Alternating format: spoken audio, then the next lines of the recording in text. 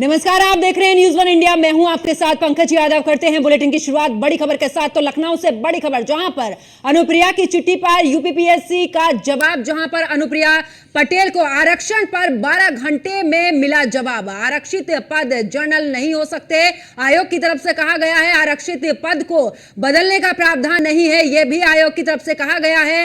Reserve पद general नहीं हो सकते हैं, रिजर्व पद के कोर्ट से ही भर्ती है। तो बड़ी खबर आपको बता रहे, जहां पर बता दें कि इस दौरान अगर बात करें अनुप्रिया की चिट्ठी पर यूपीपीएससी का जवाब, जहां पर अनुप्रिया पटेल को 12 घंटे की अगर बात करें तो 12 घंटे में जवाब मिला है। आरक्षित पद को लेकर जनरल नहीं हो सकते, ये आयोग की तरफ से कहा गया है। आरक्षित पद को बदलने का प्रावधान नहीं है और रिजर्व पद जनरल नहीं हो सकते।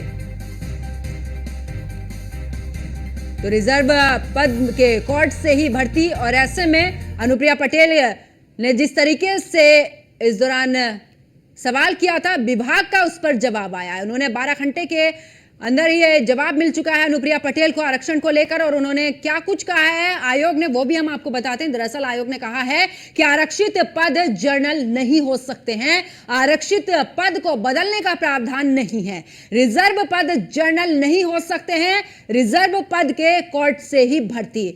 तो जिस तरीके से सवाल उठाया था उसका जवाब।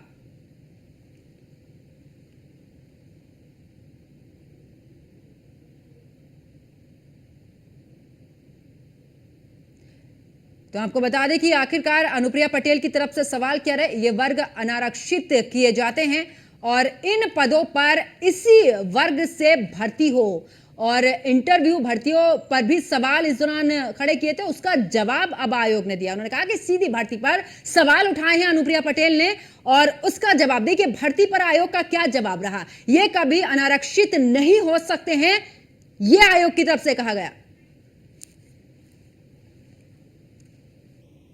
और ज्यादा जानकारी के लिए हमारे संवाददाता एसके वाजपेयी हमारे साथ में लाइव जुड़ चुके हैं। एसके, अगर बात करें, क्योंकि अनुप्रिया पटेल ने जो सवाल किए थे आयोग ने आखिरकार उनका जवाब दिया। उन्होंने कहा कि रिजर्व पद जो हैं वो जनरल नहीं हो सकते हैं, आखिरकार जो भर्ती होती है वो कोर्ट से होती है।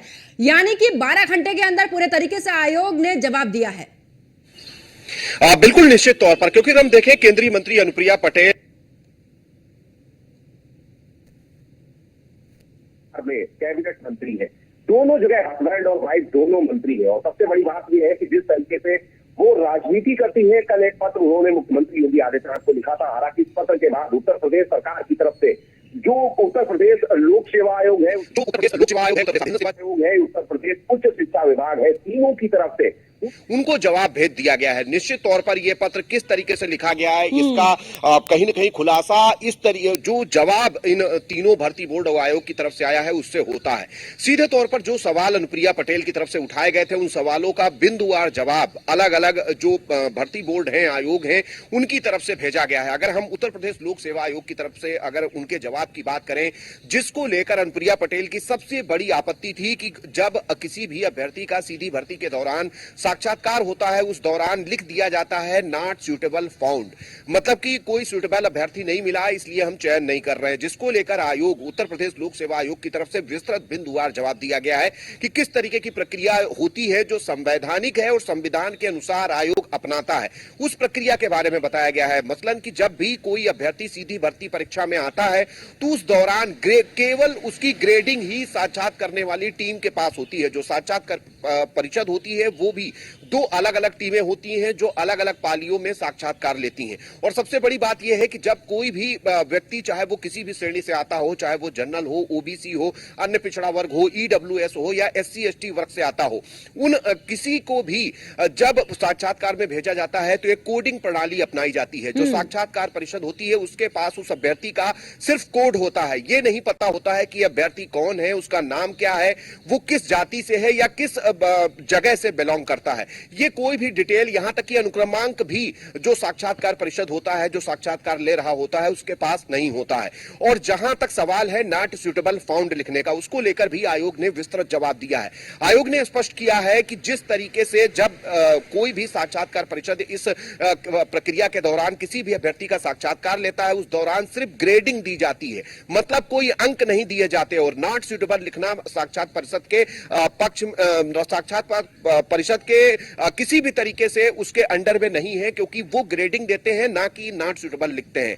मतलब साफ है कि जो अंक निर्धारित हैं, जो संविधान के अनुसार, नियमानुसार जनरल कैटेगरी, ओबीसी कैटेगरी या उसके अलावा ईडब्ल्यूएस के साथ एसटी एसटी के लिए जो निर्धारित धारांक हैं, वो जब तक किसी अभ्यर्थी को नहीं मिलते तब तक चयन नहीं होता है।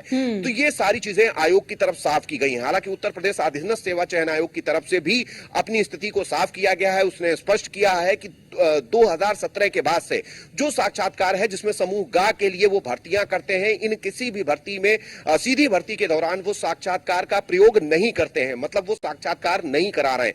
2017 के पहले के जो भी विज्ञापन जारी हुए हैं, उनका जो भी प्रक्रिया है, जो संविधान के अनुसार नियम के तहत है, उसके तहत भर्ती की जाती है। और जहां तक उच्च शिक्षा आयोग है, जिसमें बड़े पैमाने पर शिक्षकों, प्रोफेसर या अन्य जो स्टाफ है शिक्षा विभाग से जुड़ा हुआ, जिनकी भर्तियां होती हैं, उसको लेकर उसने भी अपनी स्थिति को स्पष्ट किया है कि जो भी ये भर्तियां होती हैं, संबंधित विश्वविद्यालय या जो कॉलेजेस होते हैं, वो अपने स्तर पर करते हैं। देश जारी है आरक्षण को लेकर उसके अनुसार ही जारी किया जाता है। जो बोर्ड और आयोग है, उन्होंने स्पष्ट किया है कि कभी भी किसी भी कैटेगरी का पद अगर किसी कारण से नहीं भरता है, तो ऐसी स्थिति में उसको आगे की कार्रवाई के लिए भेजा जाता है, ना कि किसी दूसरी कैटेगरी में उसको बदलने का अधिकार है। मतलब जो सवाल अनुप्रिया पटेल की तरफ से उठाए गए थे, उन सभी सवालों का जवाब दोनों आयोग, जिसमें उत्तर प्रदेश लोक सेवा आयोग, उत्तर प्रदेश अधीनस्थ चयन सेवा आयोग और उसके अलावा उत्तर प्रदेश उच्च शिक्षा विभाग की तरफ से स्पष्ट तौर पर दे दिया गया है। मतलब साफ है कि अनुप्रिया पटेल की तरफ से उठाए गए सवाल पूरी तरीके से बुनियाद है, क्योंकि इस तरीके की प्रक्रिया किसी भी भर्ती बोर्ड या चयन आयोग में नहीं अपनाई जाती है। और सीधे तौर पर यह पत्र क्यों लिखा गया, इन पत्र को लेकर जरूर सवाल खड़े हो रहे हैं। हालांकि अब 12 घंटे के अंदर जब अनुप्रिया पटेल को उत्तर प्रदेश के इन तीनों भर्ती बोर्ड और आयोग की तरफ से जवाब दिया जा चुका है, तो क्या कुछ उनकी प्रतिक्रिया होगी, यह देखना काफी महत्वपूर्ण है। जी बिल्कुल, चलिए बहुत बहुत शुक्रिया एसके वाजपेयी हमारे साथ जुड़ने के लिए, तमाम जानकारी साझा करने के लिए।